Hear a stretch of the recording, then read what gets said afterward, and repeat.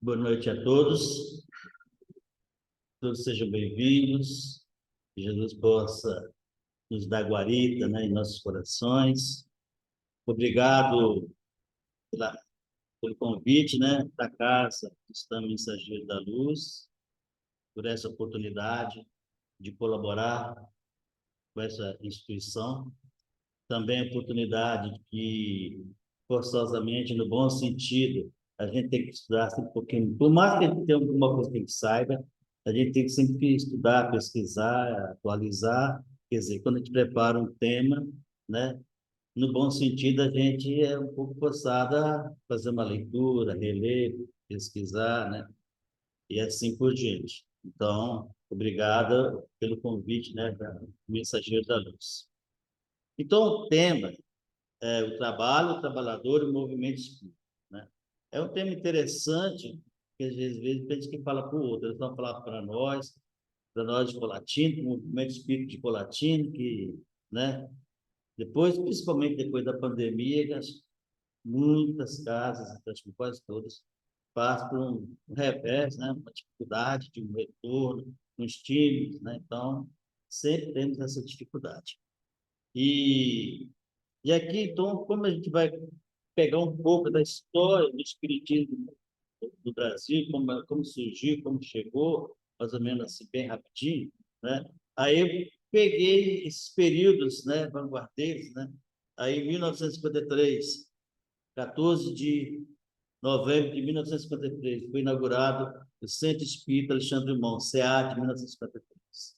Aí, CEVIP, 1954, né? O mesmo grupo que fundou Alexandre Dumont fundou o Centro Espírita de São Paulo, né?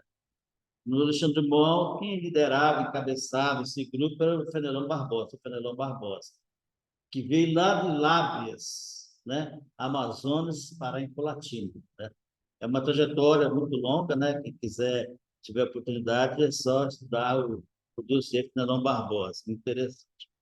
Então, no Vicente de Paulo, quem liderou foi o Ademar Farias, né? Pai do Ademar Farias Júnior, né? O Mazinho.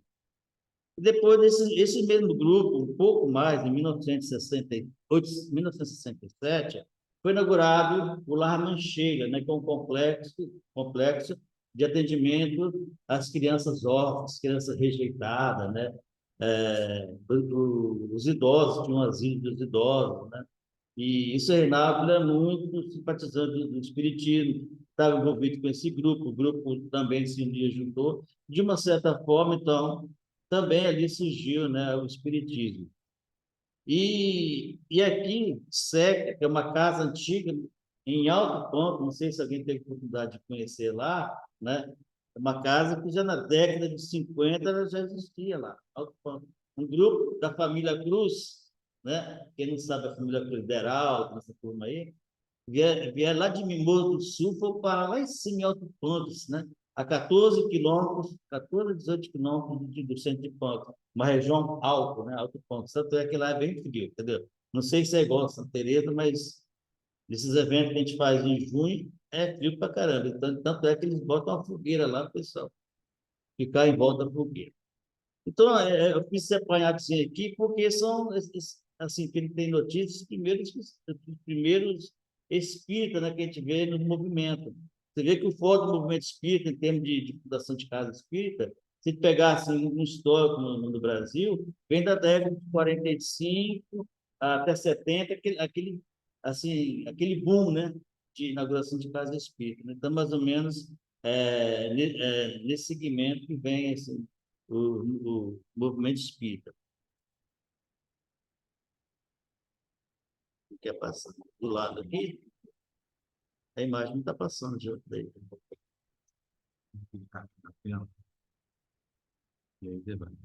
Aqui. Só voltar um pouquinho só para me situar. Vamos lá. Então,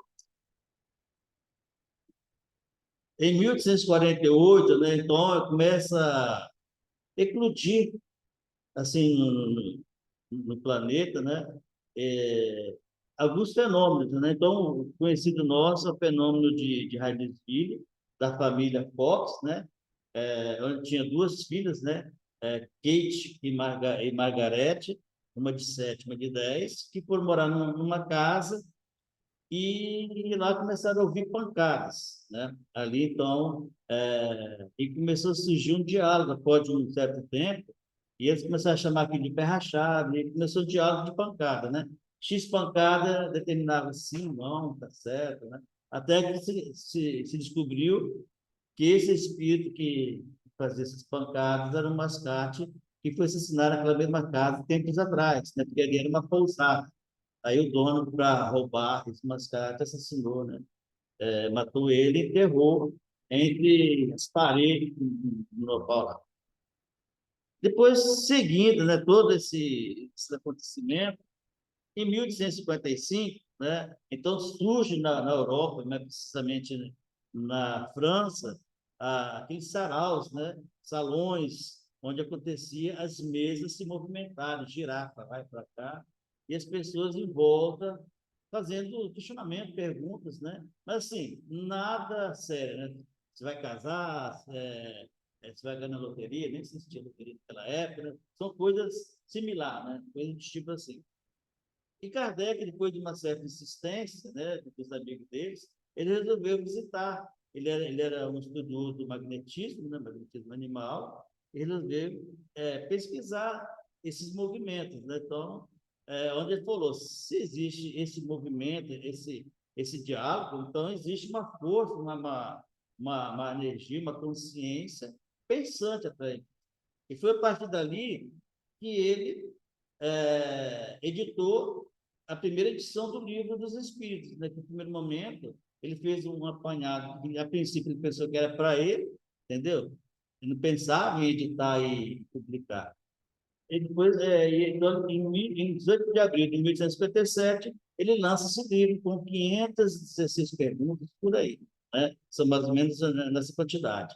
Depois continuou pesquisando, investigando, fazendo perguntas, contatos, né? E aí surgiram as obras kardecianas, né? A partir desses contatos. Então, 57, Livro dos Espíritos, em 61, o Livro dos Médiuns. Interessante você ler livro dos espíritos e livro dos médicos. A gente vai ver as confusões que, quando começou a chegar no Brasil, né, as questões das divisões começaram a surgir, porque a princípio, eram só esses dois livros. Em 64, o, o Evangelho segundo o Espiritismo. Em 65, deixa eu ver aqui, o Céu e o Inferno. E em 68, a Gênesis, né, o último livro do Pentateuco. Então, foi a partir daí que começou a surgir, né? Então, e esses livros chegam ao Brasil de um certo tempo. Só que mostra, no Brasil, como chega o Espiritismo no Brasil, né? Então, no Brasil, a origem do Espiritismo remonta à minha experiência com o chamado fluido vital, magnetismo animal, né? Franz Anton Mesmer. São grupos de pessoas que acompanhavam essas pesquisas, tinham uma afinidade, quer dizer, e por essas mesmas pessoas começou a chegar ao Brasil, né, o Espiritismo, através das primeiras obras básicas, né? O Livro dos Espíritos, mas logo depois o Livro dos Médiuns. E os antecedentes, a gente vai aqui bastante rapidinho, né, para a gente ganhar tempo, e só para a gente ter os tópicos dos acontecimentos de cada período. Em 1868, Télio de Menezes, né, ele lança o periódico Eco do Além-Túmulo. Em 74, fundaram o Grupo Santa Terezinha. Em 73, fundaram a Sociedade de Estudos Espiríticos. Em 75, fundaram a Revista Espírita. Em 75, continuando aqui, né? Apresentou um grupo, né? Um grupo desses grupos que era fundado, né? Que eram muitos, né? Apresentaram a Bezerra de Menezes o Livro dos Espíritos, deram para ele, né? Onde ele começou a estudar vamos dizer assim, sem ininterrupta, né? Esse livro.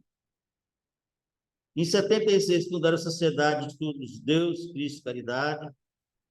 Em 77, houve uma divisão desse grupo, e aí começa alguns grupos queriam só a parte científica, outros queriam a parte mais da religiosidade, né? E começaram a ter os rachas, porque começou a surgir muitos grupos. Em 80, fundou o grupo, né? Esses novos grupos que houve uma dissidência, fundou o grupo dos humildes. Depois, em 81, esses grupos que fundou o grupo dos humildes, da fraternidade, eles projetaram logo mais à frente, né, a Federação Espírita Brasileira, que é esse mesmo grupo que depois mais à frente fundaram esses grupos, fundaram a FEB. Não está passando, entrou um negócio aqui. Barreira concluída. Isso. Vamos lá. Em 81, surgiu o primeiro Congresso Espírita. Em 83,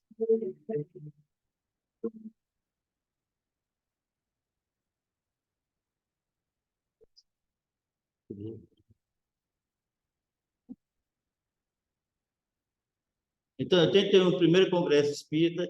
Em 83, a fundação da revista O Reformador. 84, aí sim, acho que janeiro de 1884, foi fundada a Federação Espírita Brasileira. 85, foi inaugurado, aqui é interessante a gente prestar atenção, que foi inaugurado ali na Rua da Alfândega, no Rio de Janeiro, o primeiro ciclo de conferências públicas. Mas em 86, um ano depois, fizeram um novo ciclo, tiveram que buscar um espaço maior, porque não comportava esse local para as pessoas que estavam participando dessa conferência.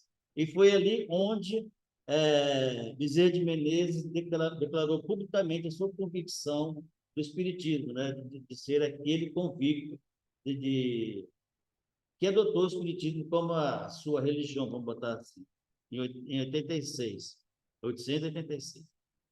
De 87, de 1887 a 1893, então, Bezerra de Menezes, no jornal O País, ele publicava periodicamente, né, textos, filosofia, espiritismo, artigos, com o pseudônimo de Marx, né, de 1887 a 1893. Então, dali, a gente vai dar um pulo mais para frente, né, para a gente entender a questão desses movimentos, né? Então, em 1949, é assinado o Pacto Áureo, né? E depois, logo em seguida, eles fizeram a Caravana da Fraternidade, né? Um grupo de espíritas das federativas estaduais que fizeram parte desse pacto, viajaram ao norte e nordeste para divulgar a adesão dessas federativas à federação, né? Nesse processo de união e de unificação. Então, um dos idealizadores, incentivadores, né, era Leopoldo Machado, dessa caravana da fraternidade. Ele está sempre à frente. Ele era um poeta, escritor, músico, artista, às vezes era polêmico, segundo a biografia dele, e então ele impulsionou, né? Hoje talvez nós sentimos falta, mas é importante, ele impulsionou as Semanas Espíritas, isso lá em 1948, né? Nesse período ali, 48, 1950. As tardes fraternas, que a gente fazia bastante com latino, não sei se alguém lembra disso, entendeu? Os simpósios, as mesas redondas e os congressos espíritas do Brasil. Ele também estimulou e realizou, encabeçou o primeiro congresso de mocidade espírita do Brasil, realizada no Rio de Janeiro, em 17 e 3 de julho de 1948. Foi um dos ativos, assim, participando daquela pessoa que estava sempre à frente do movimento espírita, de processo de união de educação. Ele teve, assim, encabeçou esse congresso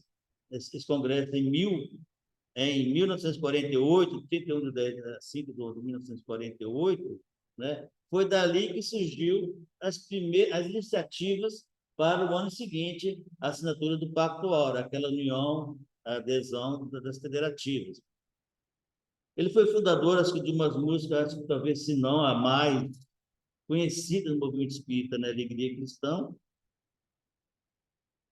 E, e em 5 de outubro de 1949,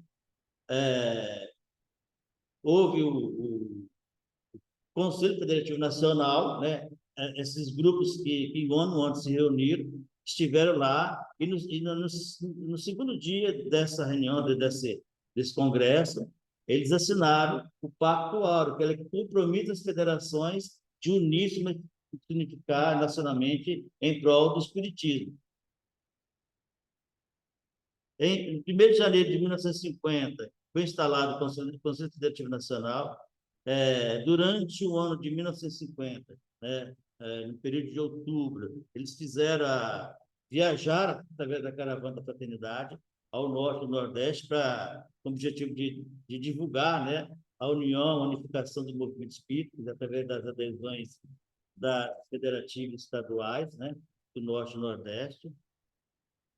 E, e a forma que eles apresentavam, nesses encontros, com essas regionais, eles tinham uma programação que era assim, conferências culturais, né? Então, segundo o livro, né, Caravana da Fraternidade, era assim, onde eles iam, tinha uma multidão de pessoas, né? Era aberto ao público, tinha uma multidão de pessoas.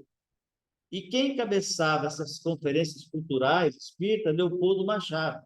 Aí na minha cabeça vem o que ele fazia lá? Na minha cabeça, acho que ele trabalhava a parte de estímulo, né? Lúdica, teatro, música, né? Poesias. O pessoal antigo gostava muito de poesia, declamar, né? Então, acredito que Leopoldo Machado era essa pessoa que animava ali esse grupo. Depois tinha o grupo restrito, é só os conferencistas, né, das federativas mais essa caravana, os caravaneiros, né? Eles faziam a mesa redonda para discutir as coisas convergentes, divergentes, para no fim entrar um consenso sobre a unificação e a participação e adesão das federações no movimento espírita. Visita de estímulos assim, onde tinha, né, orfanato, hospitais, asilos, né? Então tinha muito isso. Visitava onde eles faziam os programas sociais, como se fosse cesta básica, aquele atendimento, tudo fazia parte do cronograma, né, para estimular, movimentar essas federativas, né, e a participar da adesão no Conselho Federativo Nacional. Então, tinha como propósito também maior aproximação entre os espíritas, né, a propaganda cultural do espiritismo, divulgar o espiritismo da sua maior abrangência, estimular as obras de assistência social, né? E levar a ambientação doutrinária aos lares, né? A importância do culto no lar e também a forma que eles colocavam assim para familiarizar as suas eles pernoitavam não em hotéis, em lugares assim, mas eles pernoitavam em casas de família, que era uma forma de se integrar, unir, convergir, né? Confabular sobre o movimento espírita. Então, os caravaneiros da época eram Arthur Lins Vasconcelos, Carlos Jordão da Silva, Francisco Spinelli, Ari Casado, Leopoldo Machado, Luiz Guru. No final, quem concluiu, né, com a última visita em Manaus, foi só Leopoldo Machado e Luiz Burgos, o resto já tinham retornado. Eu acredito que assim, são pessoas da época de idade, né? Viajar naquela década de 50, acho que não é fácil. Eles pegaram de outubro a dezembro, quer dizer, uma turnê assim, quase sem parar, né? Por toda a região norte e nordeste, e retornaram é, dissolvendo esse grupo com a visita ao Chico Xavier, onde Chico Xavier recebeu duas mensagens mediúnicas, né, sobre a unificação do movimento espírita.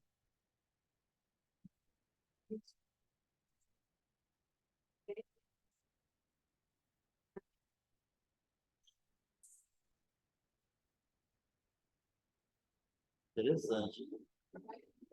Não, não para não, entendeu? A gente que fica, né? escapulindo, né? Querendo sair fora, né? Caçando compromisso, talvez poderia ser outro momento.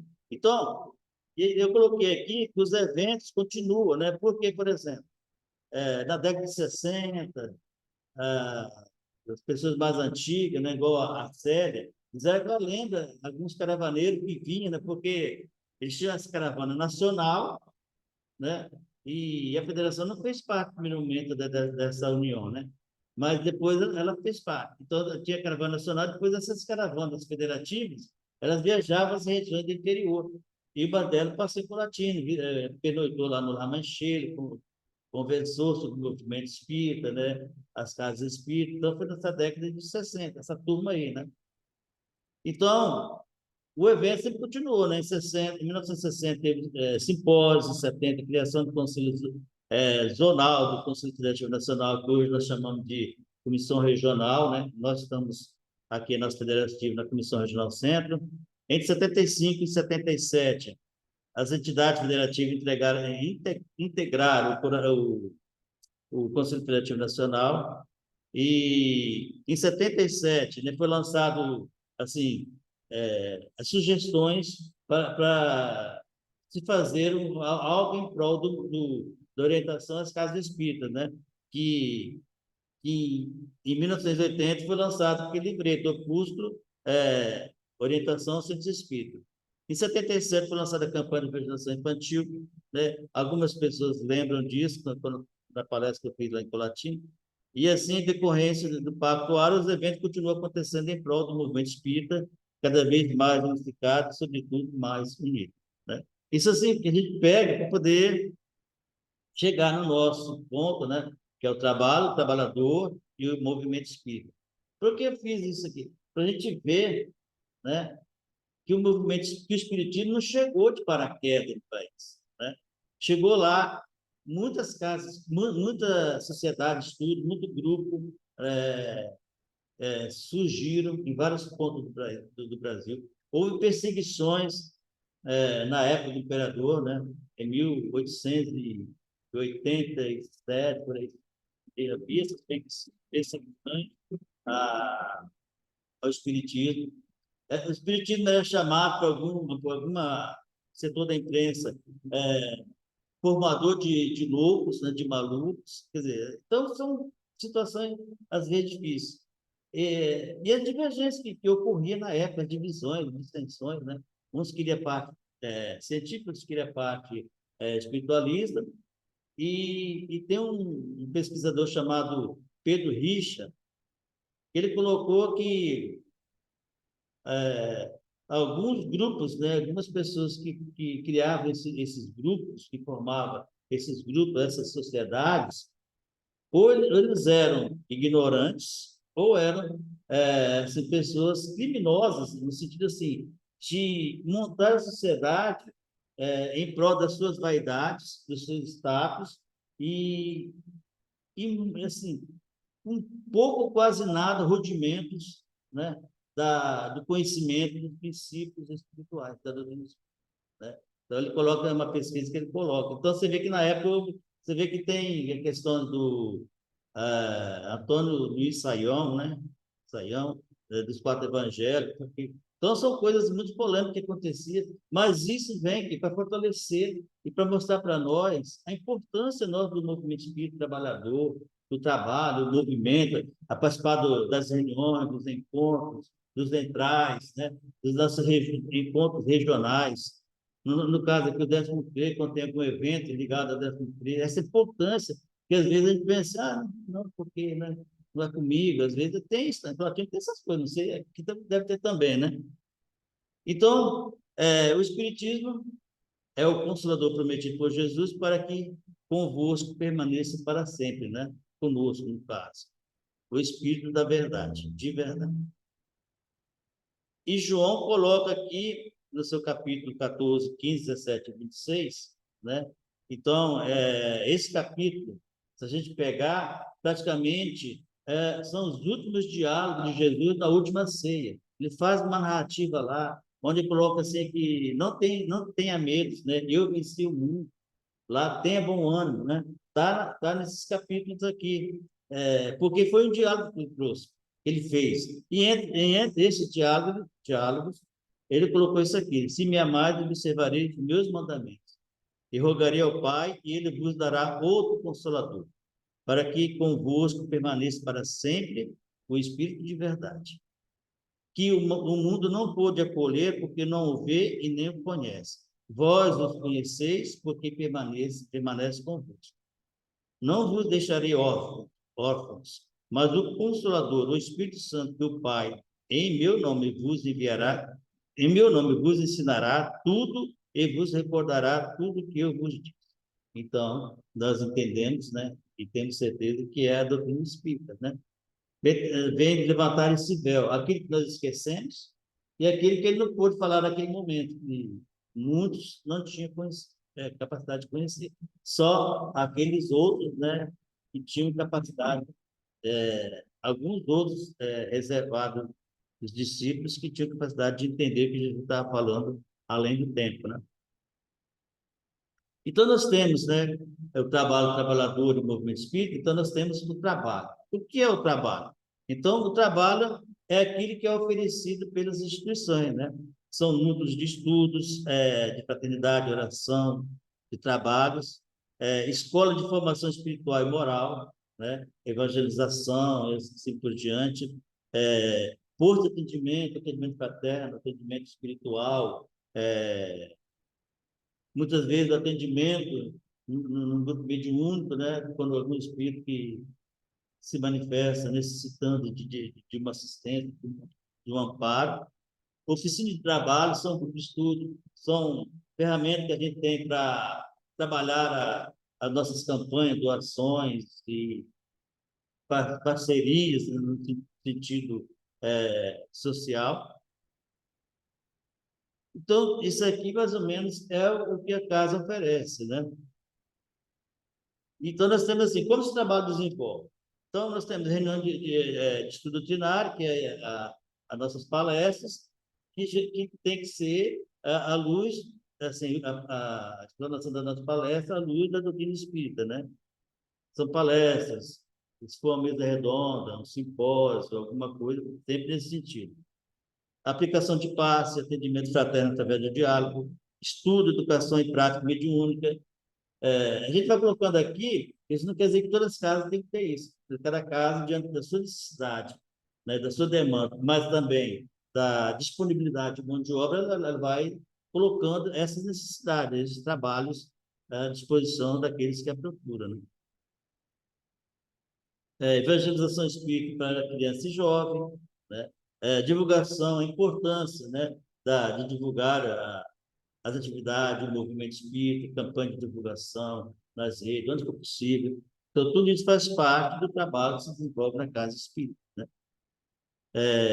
O serviço de assistente de promoção social, distribuição de cesta, oficinas, parcerias com os órgãos municipais, estaduais, dentro daquilo que é possível.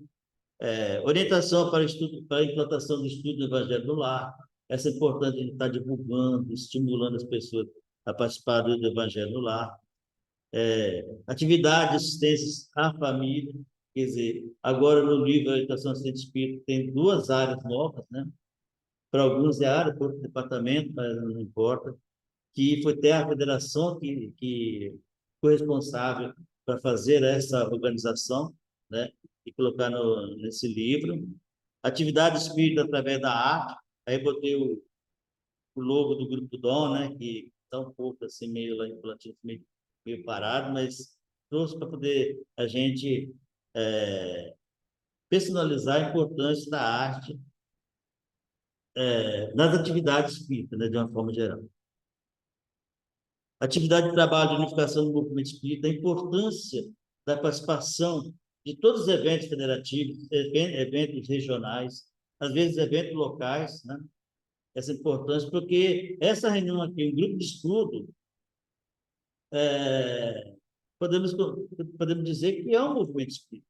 Vamos dizer que talvez é local, é restrito, né? Mas é importante o movimento espírita nos órgãos federativos, né? Porque é onde nós vamos fortalecer a unificação para que ninguém faça espiritismo na moda da casa, né? E a união de espíritas entre casas, né? Confraternizações, assim por diante. Atividades administrativas, né? Necessárias de funcionamento, então, regimento, estatuto, uma norma que minimamente possa funcionar. É lógico, se for uma casa pequena, então vai ser restrita a uma casa pequena, se for maior, não restrita a uma casa maior. Quem executa, né? Nós, trabalhadores espíritas, né? Então, nós, o trabalhador espírita, né? É o que executa, o trabalhador espírita comprometido, que somos nós, agrupados em grupos, né? Que executamos na nossa casa, no movimento, na federação, onde estivermos, quem executa esse trabalho é o trabalhador espírita, né? E nós temos que ter essa consciência, nessa responsabilidade que precede a instituição. Porque a instituição existe, porque existe o espírita, né? Quem fez a Casa Espírita Teresa não foi alguém que não seja espírita, né? Pode ter apoio, estímulo, doação de pessoas não espíritas, mas para construir uma casa espírita, tem que ter os espíritas. Então, esse compromisso, né? E vem antes de uma instituição. Eu tenho que ter essa consciência. E nós somos quem executa. Então, somos nós, os executores, né, dos trabalhos oferecidos pelas respectivas instituições conforme normativas internas, né? Então, cada casa tem as suas normas internas e os trabalhos são desenvolvidos, né, dentro do processo de edificação, ou seja, para não haver deturpação, onde a gente for, o contexto espírita, a mensagem espírita, ela é una, né? Não tem distorções.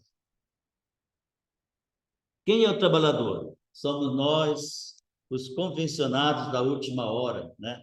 Nós somos esse trabalhador. Lá fizemos um pouco, ou não fizemos nada nas horas anteriores, né? Hoje estamos aqui para corrigir, para complementar, concluir, né? Esse trabalho importante. E nós somos comprometidos de trabalhar na vinha do Senhor, né? Que é a vinha nada mais é do que a humanidade. Levar a mensagem, a informação, esclarecimento, controle.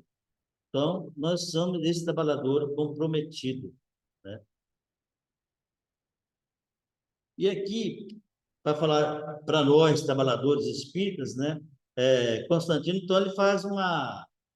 Ele utiliza aqui as mensagens de estímulo, de alerta, né? De oportunidades para nós trabalhar, né? Na vida do Senhor, né? Bons espíritas, né? Meus bens amados, sois todos obreiros da última hora. Bem orgulhoso seria aquele que dissesse: comecei o trabalho ao amanhecer, ao alvorecer, do dia só terminarei ao anoitecer. Todos vieste quando fostes chamados. Um pouco mais cedo, outro um pouco mais tarde, para a encarnação cujos grilhões arrastaram. Então, nós ainda arrastamos nossos grilhões das dores, dos conflitos, dos desentendimentos. Nós estamos, talvez, numa instituição espírita com diversos companheiros que lá nós fomos, ora, algoz para vítimas, né? Das nossas cruzadas, das nossas inquisições. Então, nós estamos, às vezes, esses trabalhadores, esses deturpadores, né, do Evangelho de Jesus, estamos aqui, esse convite. Eis-vos no momento de embolsar o salário, da recompensa do esforço que a gente tem que trabalhar, né, em prol do Evangelho, de levar a mensagem, vivenciar essa mensagem.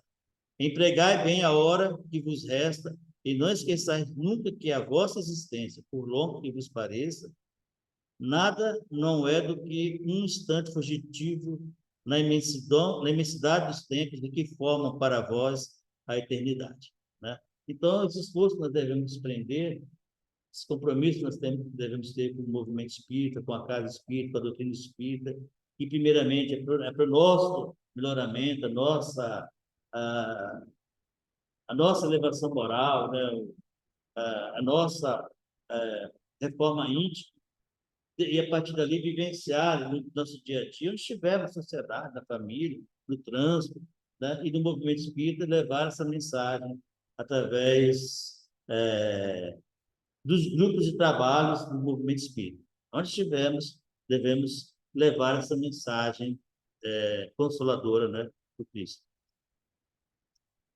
Então, o trabalhador nada mais é do que essa oportunidade de trabalho. Então, para nós, é uma mensagem assim, que vem nos acalentar, para a gente não assustar, mas para a gente estimular, que nós somos amparados, não vos assusteis, nós somos amparados, assistidos pelos mensageiros, pelos espíritos elevados, pelos espíritos que nos antecederam no movimento espírita. Então, podemos dizer que são as ligas de fogo que nos intuem, os espíritos nos orientam, né? Nos ajuda a buscar uma diretriz. Nós somos esse adepto do espiritismo, somos escolhidos de Deus. Então, é a oportunidade que ele tem de ir pregar e levar a palavra divina, né? É chegada a hora em que deveis sacrificar a sua propagação aos vossos hábitos, aos vossos trabalhos, às vossas ocupações fúteis e de pregai. O Erasmo falando com São Luís.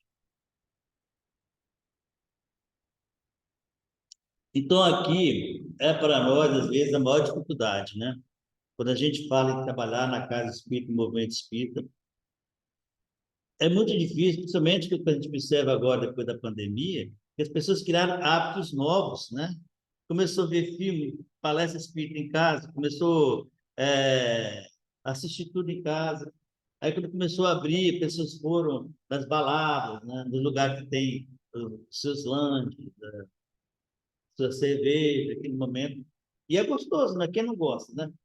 Mas, às vezes, a gente troca isso, né? A gente troca isso, por exemplo, o nosso trabalho aqui hoje, no domingo, se a gente pegar o tempo que a gente sai de casa, chega aqui, acho que ultrapassa 2 horas, né? Mais ou menos isso.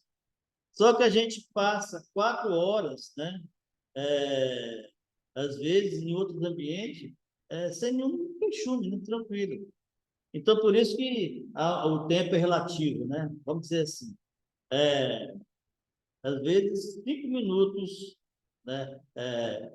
Eu estiver na fila para tomar a vacina, parece um século. Eu fico lá doido para acabar logo, ir embora, né? Mas, às vezes, eu passo 5 minutos com uma conversa amigável com alguém, né? Aquela coisa agradável. 5 minutos. Você não percebe, já foi, né? Então, é a relatividade do tempo que a gente tem, né?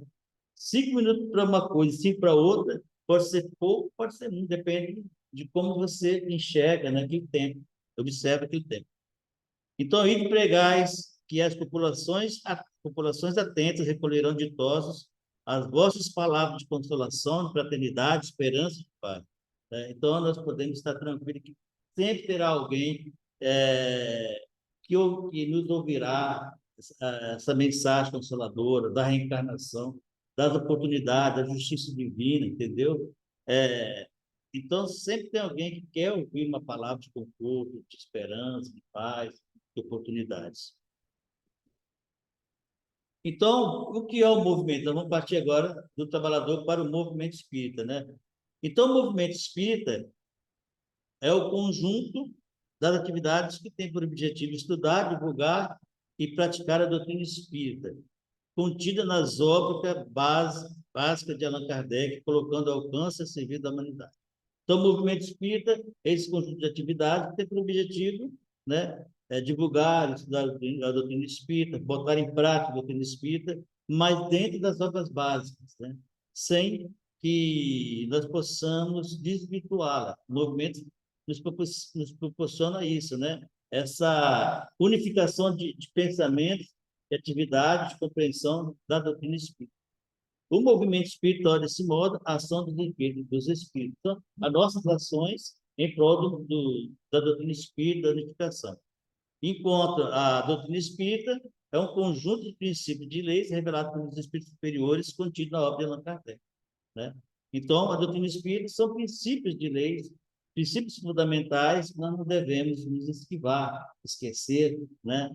E a doutrina espírita é essa ação que faz com que a gente sempre está lembrado, sempre está atento, porque há um estudo, uma preocupação de não desvirtuar, né, da doutrina do espiritismo, da doutrina espírita. Então, o objetivo e a finalidade do movimento espírita, então, é a prática e a divulgação da doutrina espírita, né? Então, nesse sentido, todas as nossas potencialidades devem ser canalizadas para difusão, difundir, divulgar, expandir e vivenciar o Evangelho redivivo, a simplicidade do Evangelho, sem ostentação, sem grandeza, né? À luz da imortalidade e da reencarnação, da justiça perfeita e do inesgotável amor de Deus. Aí é colocado para nós o seguinte, né?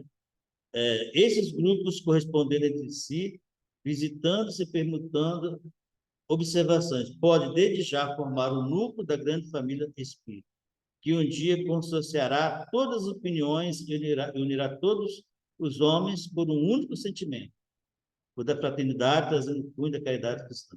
Então, esse esforço vai fazer com que chegará um momento que nós não vamos ter dissensões, divergências, né? Assim, com o movimento espírita, com a casa espírita, né? Enfim, a gente vai unir o nosso pensamento, as nossas ações, com o único objetivo da fraternidade, né? De levar algo que conforta, que consola, que esclarece. A humanidade está carente nesse momento, né? Dessas luzes, né? Que esclarece e mostra uma oportunidade sempre no porvir para todos nós. Então, nós temos, como trabalhador espírita, o compromisso com o movimento espírita, né? Então, aqui está, do voluntariado para o comprometimento. Por que do voluntariado? Ninguém é espírita por obrigação, ninguém está numa instituição espírita que tem um dogmatismo, você tem que ser espírita, tem que ser trabalhador, né? Então, você é um voluntário. Aí você vem para a casa espírita, sente afinizado com aquela instituição, com o movimento espírita, é onde você se encontra, e, e talvez você seja só um frequentador, mas chega em determinado momento você tem interesse em ser um trabalhador. A partir dali, você deixa de ser aquele voluntário, passa a ser uma pessoa comprometida, né? Porque o que acontece? Quando eu me comprometo com a doutrina espírita, com a causa espírita, com a casa espírita, né? Então, eu tenho uma tarefa que, se eu não fizer, ela vai deixar de ser executada ou vai sobrecarregar alguém para executar aquela tarefa. Por isso que é importante, né? Nós temos esse compromisso, esse comprometimento com a doutrina espírita, né? Porque senão a gente sobrecarrega sempre alguém. Porque, às vezes, a pessoa fala, não posso porque tem que fazer isso, fazer aquilo. Mas os outros também têm esses compromissos. Às vezes, eles sacrificam. Você viu lá, sacrificar nossos hábitos, nossos costumes, né? Às vezes é necessário. Isso não quer dizer que nós devemos é, abandonar, porque nós temos família, temos lazer, né?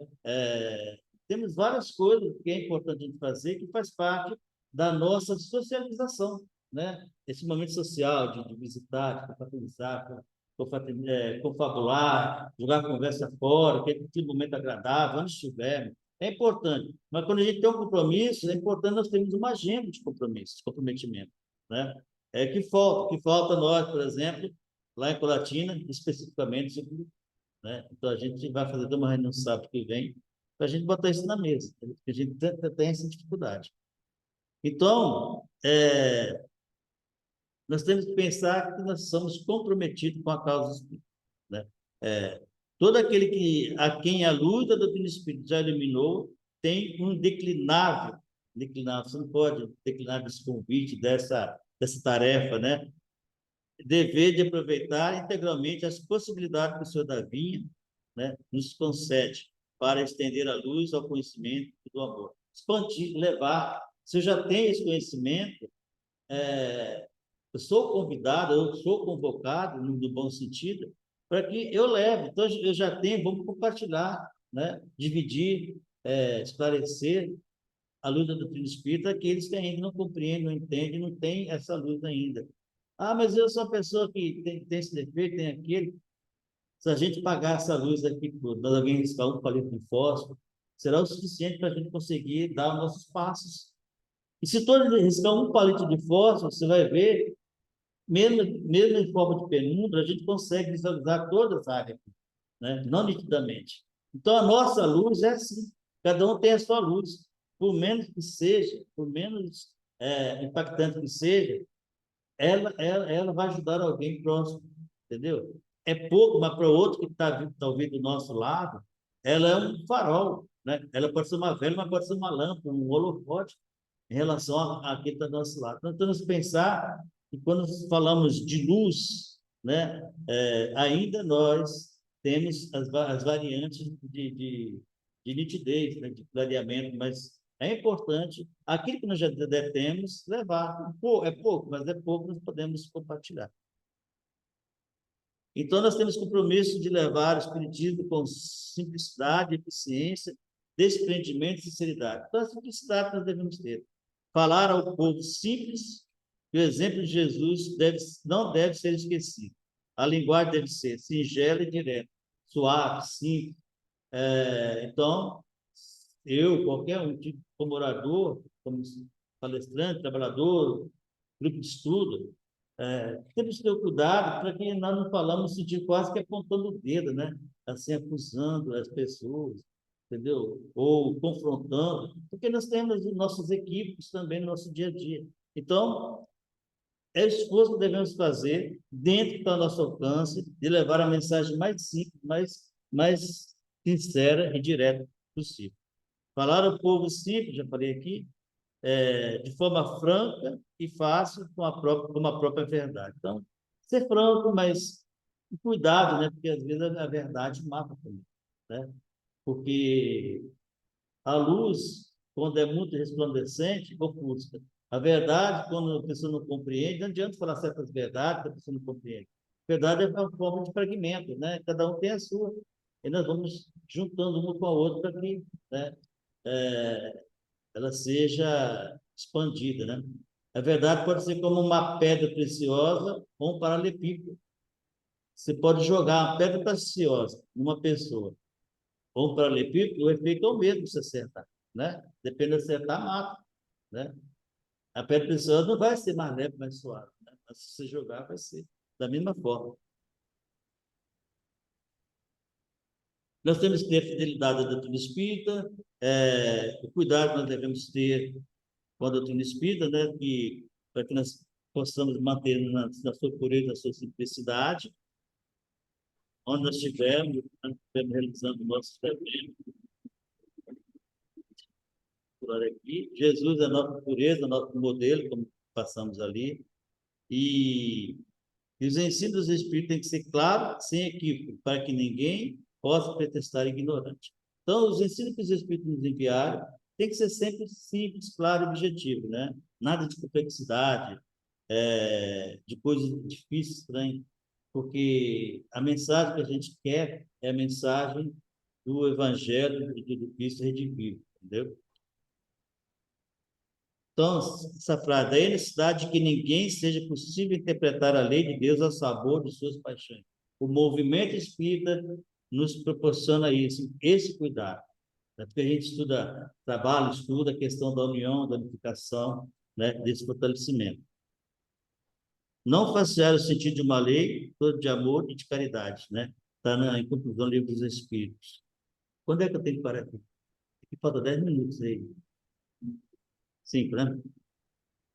Então, quando a doutrina espírita de Kardec surgiu, ela teve três momentos.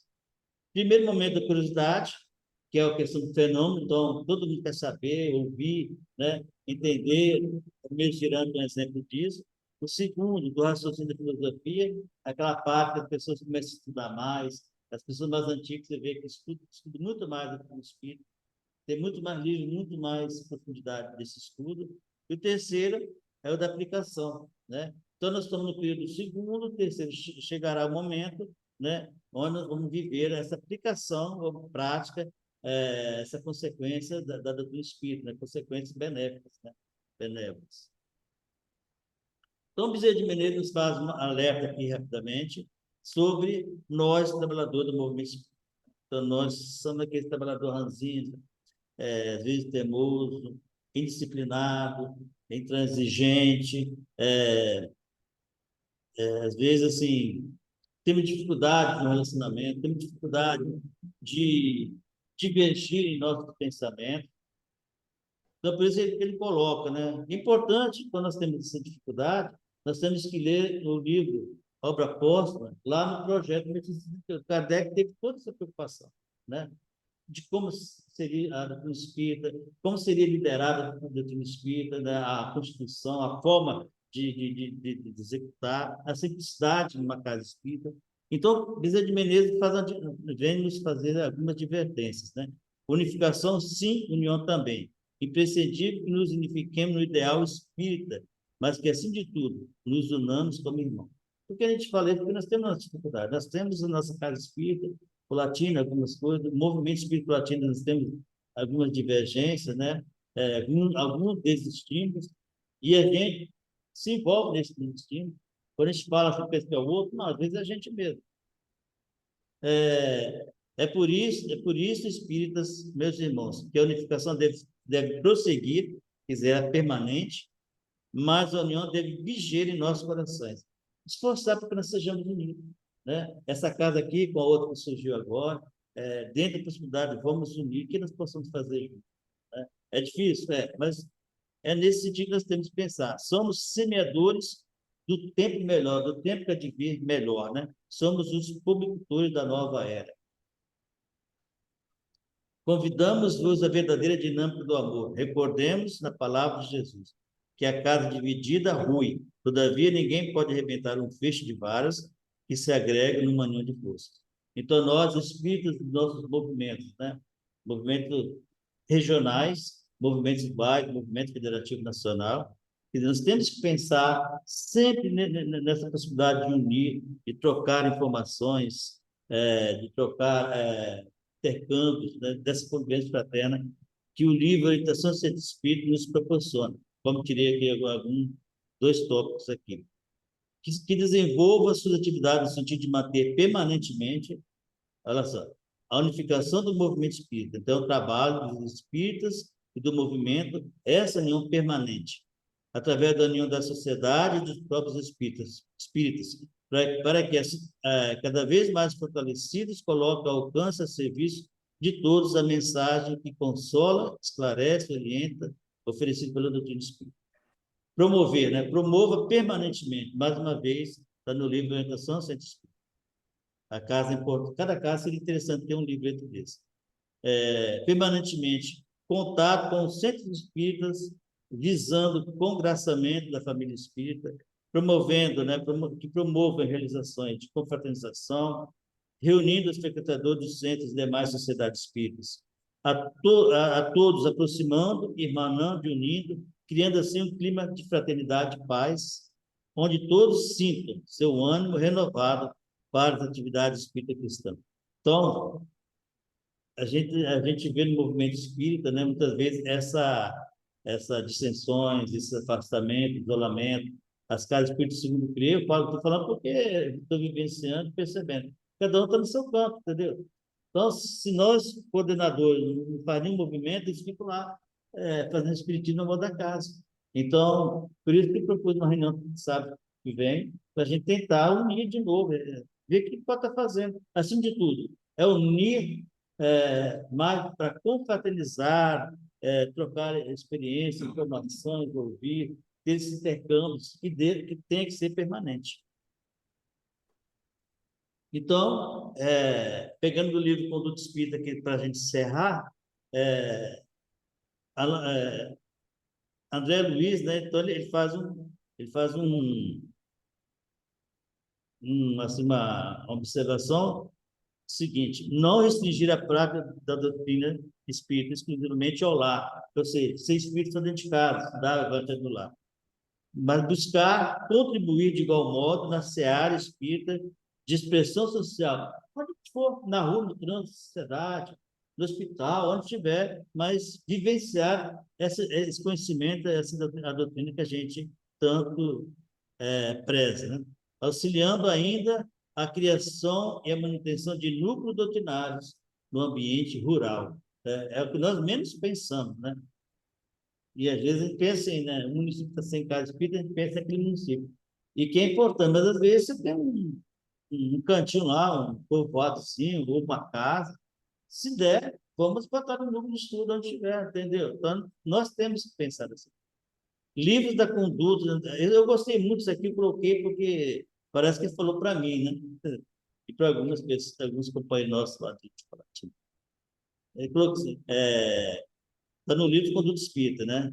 antes de criticar as instituições espíritas que julguem deficientes, contribuírem pessoas, quer dizer, dar a sua contribuição do voluntariado ao comprometimento, para que se ergam a nível mais elevado. Porque às vezes nós criticamos, né? Falta isso, falta aquilo, não deve ser assim, deve ser assado, mas e nós? O que nós contribuímos, né? De prática, né? Então, para gente, quem está fora, igual eu não estou fazendo parte da diretoria do Chão do Mão, às vezes é mais fácil ver uma observação e fazer uma crítica, né?